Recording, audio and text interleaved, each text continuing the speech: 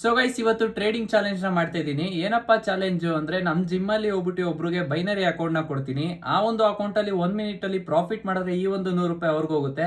Loss ಏನಾರ ಮಾಡಿದ್ರೆ ಈ 2 ಮೆಣಸಿಕಾಯಿನ ಅವ್ರು ತಿನ್ಬೇಕಾಗುತ್ತೆ. ಸೊ ಬನ್ನಿ ಜಿಮ್ಗೆ ಹೋಗೋಣ.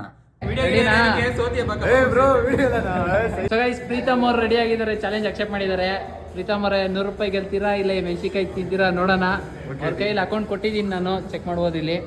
ಈಗ ಪ್ರೆಡಿಕ್ಟ್ ಮಾಡ್ತಾರೆ ಮೇಲೆ ಹೋಗುತ್ತಾ ಕೆಳಗಡೆ ಹೋಗುತ್ತಾ ಅಂತ. ಏನ್ ಅನ್ಸುತ್ತೆ ಪ್ರೀತಮ್ ಅವರೇ, ಮೇಲೆ ಹೋಗುತ್ತಾ ಕೆಳಗಡೆ ಹೋಗುತ್ತಾ? ಮೇಲೆ ಹೋಯ್ತದೆ ಅಂತೀರಾ? ಹಾಕ್ರಿ.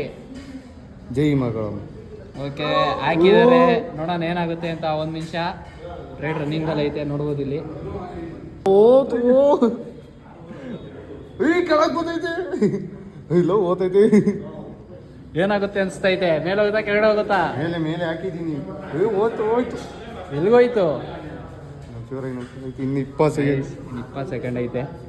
ಆಲ್ರೆಡಿ ಮೇಲೆ ಹೋಗೈತೆ, ನೋಡೋದು ಇಲ್ಲಿ. 20 ಸೆಕೆಂಡಲ್ಲಿ ಮೇಲೆ ಇತ್ತು ಅಂದ್ರೆ 100 ರೂಪಾಯಿ ಗೆಲ್ತಾರೆ ಇವತ್ತು ಪ್ರೀತಮ್.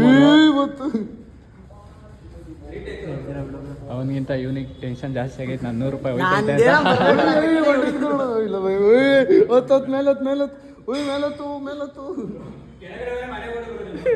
ಮಧ್ಯದಲ್ಲಿ ಆಟ ಆಡ್ತಿದ್ವಿ. ಮೇಲತ್ತು ಏನೊಂದು ಸೆಕೆಂಡಲ್ಲಿ ಇತ್ತು. ಏನಾಯ್ತು ಪ್ರೀತಮ್ ಅವರೇ ರಿಸಲ್ಟ್? ಏನ್ ಬತ್ತು? ಓ, ಫೈನಲಿ ಗೆದ್ದಿದ್ದಾರೆ ಪ್ರೀತಮ್ ಅವ್ರು 1 ಸೆಕೆಂಡ್ ಇದ್ದಾಗ.